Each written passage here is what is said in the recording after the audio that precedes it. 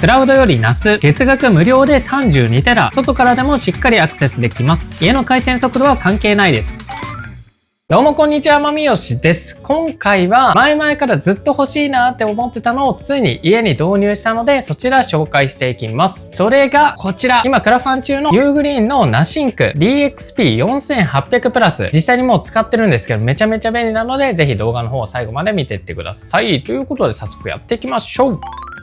まずはこちらの NAS の特徴を紹介していきます。今回のこちら DXP4800 プラスの特徴なんですけども、まず1つ目としては大容量。今回4つのベイを搭載していることによって、最大 112TB のストレージを構築することができます。今回に関しては 8TB のハードディスクを4つ搭載しているので 32TB で運用しています。あとね、こちら底面に M.2 のスロットも2つ搭載しているので、かなり大容量で使うことができます。続いて2つ目に関してはこちらインテルの5コアの CPU が入っていることによって動作もスムーズに動かせます。で、OS 自体も入ってるんですけども、そういったのもサクサク動きました。で、あとですね、今回こちらの4800中間モデルからなんとこちら 10GB のネットワークポートを搭載しているので、最大転送速度に関しては秒間 1250MB ということで、かなり高速にデータを転送することができます。なのでもう性能も申し分ないと。で、あとは暗号化技術とか搭載してたり、結構 NAS って設定が難しいものも多いんですけども、こちらのユーグリーンのものに関しては専用アプリもあったり、かなり設定も楽だったので、初めて NAS を購入する、そんな方にもおすすめだと思いました。今回紹介するモデルに関しては、3つあるうちの中間モデルになっていて、下から DXP2800 というドライブが2つのモデル、そして今回紹介する DXP4800 プラス、ドライブが4つのタイプに、もう1つ上のグレードで DXP6800 Pro というドライブが6つのタイプの3種類があります。で、こういった NAS のドライブってかなり高額になりがちなんですけども、今回のこちらのユーグリーンのナシンクに関しては結構お手頃価格になっていて、今クラファンやってるんですけども、クラファン限定価格でこちら 59,928 円になってます。これ4ドライブでさらにいろんな機能、OS とかも内蔵してたりするので、これはね、かなりコスパは高いと思います。で、今回のモデルに関しては端子がいろいろありまして、まず前面に関してはハードディスクスロットが4つ、そして電源ボタンにインジケーター、そして SD カードスロット、USB-C 端子に USB-A 端子、こちら USB3.2 の端子になっているので高速です。裏面に関しては HDMI 端子があって USB3.2 で、そして USB2.0 が2つ、そして LAN 端子が2つありまして、1つが 2.5GB の端子、もう1つが 10GB の端子になります。なので 10GB のルーター使ってる方とか、こちらの LAN1 で接続するのがおすすめです。僕の家に関しては Wi-Fi 7の 10GB 対応の LAN 端子があるので、こちらで接続していきます。あとはリセット端子に電源の接続端子になります。そしたら早速こちら実際に設定して使っていきましょう。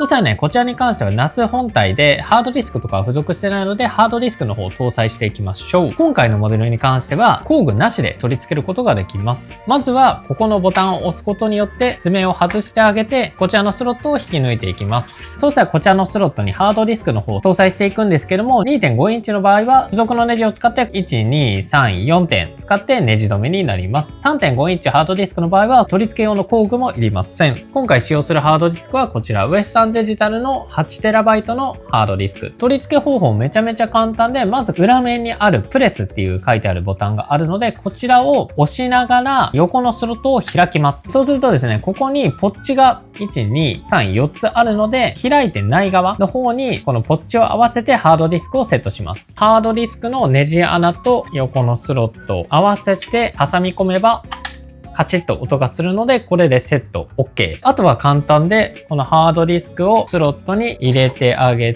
て、ここをパチッとはめてあげれば OK。それを合計4台はめてあげます。で、この状態のままだとここを押しちゃえばね、こんな感じですぐにスロットが取れるんですけども、この付属してきたマイナスドライバーのようなものを使って、ここを左に回してあげると、ここのボタンがロックされるのでハードディスクが抜けちゃうっていう心配がなくなります。で、これでハードディスクの設置は OK。そうしたら設置していきます。まずはこちらの LAN ケーブルを NAS に挿していきます。今回はルーターの 10GB 端子と挿すので、こっちの 10GB の LAN1、こちらに接続していきます。これで LAN ケーブルが接続できました。で、そしたらあとは AC アダプターの電源をこちら AC 電源に挿します。これで準備 OK。続いてはスマートフォンもしくはパソコンから設定の方をしていきます。今回はスマホアプリから設定していきます。ユーグリーンナスというアプリをダウンロードして開く。地域と言語は日本語で OK で同意する。で、新しいデバイスの登録で追加していきます。で、さっき NAS の電源を入れて、ルーターの Wi-Fi につなげれば準備は OK でスキャンを開始。そうすると DXP4800 プラス、今回のものが出てきたので、こちら登録をタップ。スタート。管理者アカウントを設定と。こんな感じでユーザーネームとパスワードを設定したら完成するをタップ。で、リモートアクセス機能をオンにするにはメールアドレスで登録する必要があります。今回登録していきましょう。こちらは全ての更新を自動的にインストールにしようかな。で、次。システム出荷を開始。設定完了しました。ハローユーグリーンNASへようこそ。スタート。ハードディスク1、2、3、4すべて正常に動作しています。そしたらストレージマネージャーでディスク作成していきます。今すぐ作成で、今回レイドタイプいろいろあります。ベーシック、JBOD、レイド0、レイド1、レイド5、レイド6、レイド10と、それぞれの特徴はこんな感じ。今回はこのおすすめのレイド5でセットアップしていきます。このレイド5に関してはハードディスク1台故障してもデータを復旧できるものになっているので、4台とか使ってるとね、1台くらい故障しちゃうことを何年も使ってるとあると思うので、これが安全な設定になってると思います。で、今回少なくとも3つのハードデバイス、全部選択していきましょう。ハードディスク1から4まで。で、ハードディスクのチェックは特にしないで OK で、レイド5で設定していきます。最大容量に関しては22テラになりますね。で、JBOD だと32テラ分全て使うことができます。ファイルシステムに関しては好きな方を選べます。今回は EXT4 でやっていきます。全て出荷しますか？はい。ストレージプールを作成中。フォーマットですね。じゃあ、フォーマット終わるまで待っていきます。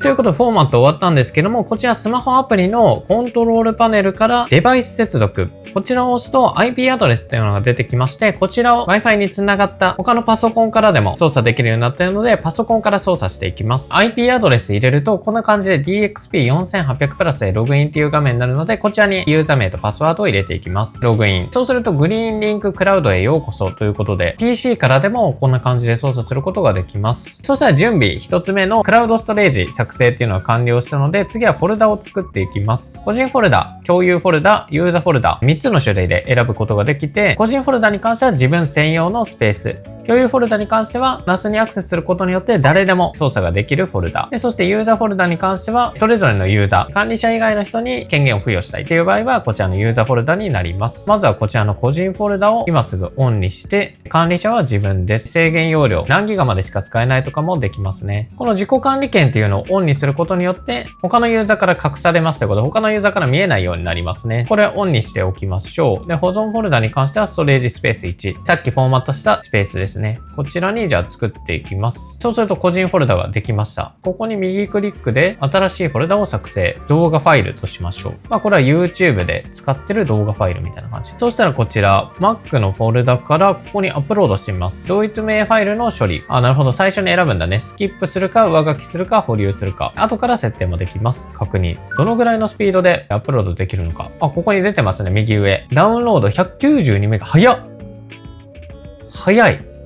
一瞬で終わる。1.87 ギガ一瞬で終わりました。で、僕が今使ってる Wi-Fi の環境に関しては、ダウンロードが850メガ、アップロードが790メガぐらい。なので、1ギガ回線になってます。で、それで Wi-Fi 自体は今 Wi-Fi 6E。で、ルーターに関しては Wi-Fi 7、そして 10GBps のランタン紙があるルーターを使っています。で、今回のこの DXP4800 プラス、こちらのグレードから 10GBps のランタン紙っていうのがあるので、そちらで Wi-Fi ルーターの 10GBps のランタン紙と接続しています。で、それでいって転送速度は今みたいな感じでだいたい190メガ出てたので、これ無線 LAN のネットワーク速度っていうのは関係ないっぽいですね。無線 LAN の規格、そしてラン端子の規格の上限まで出るんじゃないかなと思います。なので、家の回線が遅いから NAS 導入するのは無理だっていうことはないですね。で、今 MP4 の動画ファイル、移動させてみたんですけど、これダブルクリックすると原画のこのフィルター良くて、全然羊ついてる。全然余裕です。ほら。これ40分の動画です。これ 2K の動画素材なんですけども、原画っていうやつにすれば一瞬で再生できます。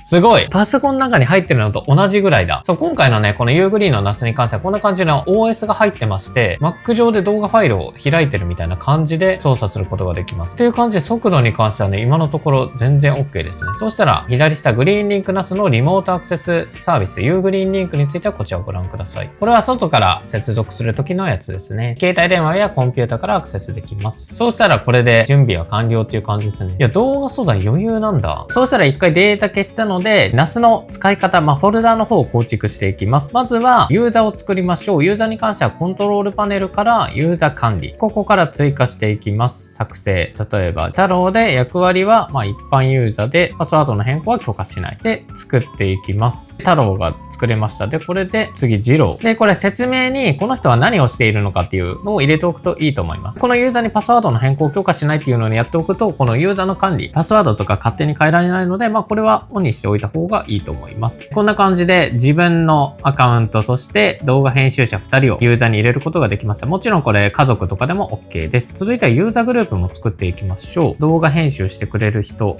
のグループを作ってみます。これ説明も一緒ですね。で、メンバーに関してはこの次郎と太郎編集してくれる人なので、この人を入れて次へ。で、権限に関しては今ちょっとファイル作っちゃったんですけども、一回完了でしていきます。そうしたらね、この共有フォルダに新しいフォルダを作っていきます。動画素材とかにしてあげて、ゴミ箱は有効にしておくと、誰かがゴミ箱に入れたとしても、ゴミ箱に一旦残ります。で、そのゴミ箱をチェックできるのはこの管理者のみにしておくと、編集者が勝手に動画素材を消して、ゴミ箱からも消しちゃうっていうことが起きなくなります。これは基本的にオンでいいかな。これで作成していきます。で、今回動画素材っていうフォルダを作ったので、一般ユーザー、この人には読み書き与えるし、こっちの人はアクセス禁止とか、あとはこっちは読み取り専用とかもできるし、あとはこういったグループ作っておくと、例えば10人とか一気に管理することができます。読み書き、これオンにすると、太郎と次郎両方とも読み書きになります。一気に変えることができますね。で、権限のないユーザーからサブフォルダとファイルを非表示にします。これをオンにしておくと、そのファイルのフォルダ自体が見えなくなるっていう感じですね。そしたらね、動画素材のフォルダができたので、こちらにじゃあ動画素材の方を入れてみましょう。そうしたらこの動画素材に動画をドラッグ&ドロップで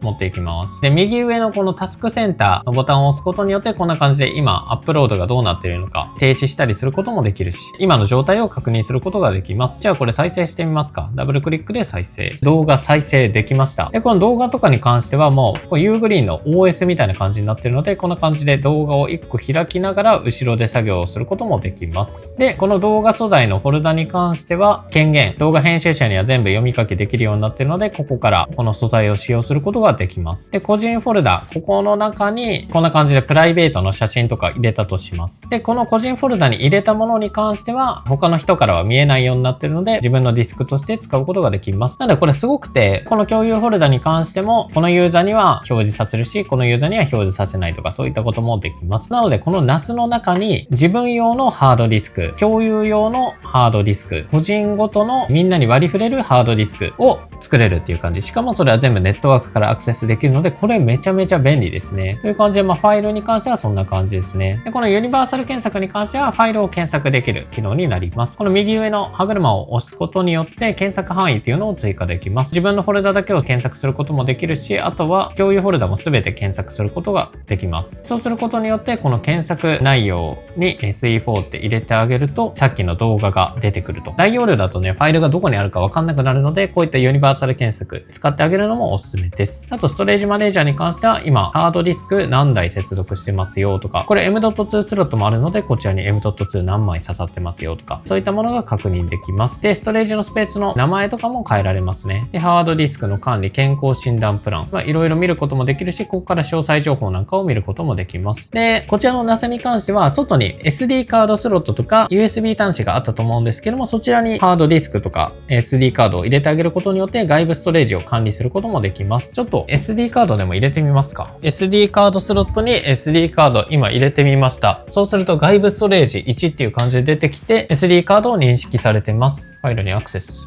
こんな感じで今何が入ってるのかも見れます。もちろん編集、こうやって消すこともできるし、あとはアプリ。いろいろとね、この NAS ソフトウェアのアプリを入れることができまして、同期とバックアップ、写真、ネットディスク、音楽、仮想マシーンとか。アプリをインストールすると、この OS 内にテキストエディターっていうのが入ってきますね。同期とバックアップに関しては、別の NAS とデータを同期することもできるんだ。これは自分の自宅の NAS と職場がある場合は、この自宅のネットワークが終わった場合っていうのをみんなアクセスできなくなるんですけども、もう一つ仕事場に同じ NAS を作ってあげることによって、こっちの回線が死んだと、ネットワークが死んだとしても、会社の方からアクセスできるし、会社の中の高速なネットワークでもデータを使うことができるっていう、そういう感じですかね。後からこうやって拡張機能をインストールしてあげることもできます。あとはログも見れますね。なんか不具合が起きた時はこういったログを確認してもいいかも。サポートに関しては使い方とかそういったものが書いてあります。タスクマネージャーに関しては、例えば CPU、今いくつ使ってるのか、GPU いくつ使ってるのか、この NAS 自体のメモリの使用量とかを見ることができます。ネットワーク速度とかもちょっともう一個、このフォルダにアップロードしてあげて、で、そうすると、今ネットワークどれくらい使ってるのか、今196メガ、両方とも90メガの高速データ転送ができてます。こんな感じでネットワークの使用状況とか、あとは今の CPU がちょっと上がった感じとか、ハードディスクの読み取り書き取り性能、どんぐらい書き込みしたかとかを一覧で見ることができますね。で、今ね、データ書き込みとかしたんですけども、特にね、ガリガリ言ってたとかっていうのもないですね。ここから検索もできますね。こんな感じでビデオを検索することもできる。いいじゃん。今 Wi-Fi 同じネットワーク繋いでるんですけども、別のネットワークからアクセスすることもできます。で、あとはここから NAS の再起動とかシャットダウンもできますね。次、コントロールパネル見てみましょう。コントロールパネル、ユーザー管理に関してはさっきみたいにユーザーをどんどん追加して、グループとかも作れますよってやつで、ファイルサービス、これを使います。Mac だとこの SMB っていうのが多いですかね。例えばワークスペースを NAS にして適用してあげます。そうすると NAS が有効にされました。で、これどうやって Mac 上でアクセスするのかというと、Mac で Finder を使用してアクセスします。こちらのリンクをコピー、こっちでもいいですね。コピーしてあげて、Mac 上の Finder から移動をして、サーバーへ接続。で、ここからサーバーアドレスっていうのが出てくるので、さっきコピーしたやつをコピペして接続してあげます。サーバーへ接続。パスワードを入れてあげます。キーチェーンに保存しておくと自動で接続される形になります。で、OK。そうするとですね、ここ、左下のところに IP アドレスが出てきまして、全部こうやってアクセスできるようになりました。で、こんな感じで動画素材。こんな感じで Mac 上から iPhone16 フォルダとしてアクセスすることができるようになりました。これめっちゃ便利じゃない？例えば今撮ってるムービーもコピーしてあげる。早い。めっちゃ早い。で、こっちしっかりとダウンロードとかもしてますね。NAS 上にアップロードされてます。すごい。という感じでね、ネットワークドライブ、普通にハードディスクをつなげたみたいにして使うことができました。便利ですね、これ。で、あとは他にも SMB 以外でも FTP、NFS、Rsync、WebDAV とか、いろんなものを選ぶことができます。いろいろありますね。タイムマシンのバックアップとしても使うこともできますね。で、あとデバイス接続に関してはドメイン名、これ自分で変えることができます。あとはリモートアクセス。これはインターネット経由。例えば外から接続するときはこのリンクが必要になります。で、あとはドメイン LDAP に加入することもできたり、あとはターミナル。で、ハードウェアと電源、ブザーの設定とかもできるっぽいです。故障したり、電源オンフ時に音を鳴らすとか、あとは冷却ファン。うるさいんだったらサイレントにして静かにしてあげるとか、できるだけ冷やしてほしいんだったらこのフルスピードにしてあげるとか。フルスピードだと、部屋に置いておくと聞こえますね。でも基本的にデフォルトで良さそう。で、LED インジケーターに関しては、全面の LED です。16時から24時の間は、眩しいから暗くするなんていう設定もできますね。で、平日、週末、両方設定することもできます。で、毎日同じ設定とかもできます。電源管理に関しては、ハイパフォーマンス、バランス、省エネ。で、メモリ圧縮機能。電源、これ停電した時に、次、電気が復旧したら自動的に電源が入る設定だったり。これをオンにしておくことによって、停電が治ったら他のところからアクセスできるようになるので、これは必須でオンにしておくのがいいと思います。で、あとは定期的にスタートアップ、シャットダウン。これは、例えば月1とかで再起動する方が、安定すると思うので、そういった設定をすることもできます。無停電電源システムっていうのは UPS。これに接続しておくと、停電したとしても一定期間 UPS から電力を供給して、その間にシャットダウンしてくれる。なので、ハードディスクが停電で壊れたりしないっていうモードです。で、あとは時間の設定、ネットワークの設定。で、今の接続方式に関しては LAN1 に 10Gbps の端子で接続している形になります。で、あとはセキュリティ機能。アカウントセキュリティ、ファイアウォール、証明書、インデックスサービス、あとはデバイスの情報とか、アップデートと復元、更新プログラム、ファームウェアをアップデートするのと、あとはアップデート設定、勝手にインストールするか、通知してインストールするか決めるとか、いろいろできますね。あとは初期化だったり、ネットワーク設定、リセット。あとは設定のバックアップと復元機能もあります。なのでもうこの最初の設定さえしちゃえば、ブラウザ上からの作業っていうのは必要なくて、Mac の Finder と同じような感じで動画の再生もできるし、いろいろとファイルを置くこともできますね。で、別のネットワークからつなぐ場合に関しては、コントロールパネルのファイルサービスから、これリモートアクセスですね。こちらの Web でテザリングにつなげます。で、これで同じように、これ今クラウド上からアクセスしてます。クラウド上からアクセスできてます。ただ、同じネットワークじゃないところから使うと、その Wi-Fi 回線とかの速度によってデータ転送の速度は変わります。ということでいかがでしたでしょうか。今回の場合は8テラのハードディスク4台で合計32テラにしてるんですけども、本当に一生分のデータを保存しても使い切れないぐらいの大容量のドライブを作ることができるので、今 Google ドライブとか iCloud とかそういったクラウドを契約してる、毎月月額でかかってるっていう方はこういったものを一つ買って5年10年と運用していく方が結果的に容量も多いし、月額もかからないしお得なのかなと思います。今ならクラファンで最大 30% オフで買えるので、ぜひ概要欄から詳細チェックしてみてください。以上、バイバイ。